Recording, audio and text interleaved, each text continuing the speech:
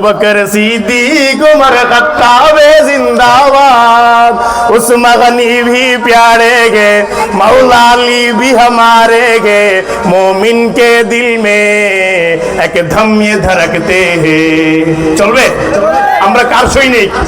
झुक जाओ ये कैसा मुमकिन, बातिल को मैं मानो क्यों अपना मोहसिन, कमजोरों का साथी हो मजलूमों का हामी हो, जालिम पर एक बिजली हो, जालिम पर एक बिजली हो। ठीक ना? আমরা জালেমের জন্য বিজলি হয়ে দাঁড়াবো। আল্লাহ পাক সকলকে কবুল করুক, বলেন আমিন। হুজুর চলে আসছে, হুজুর আলোচনা করবেন।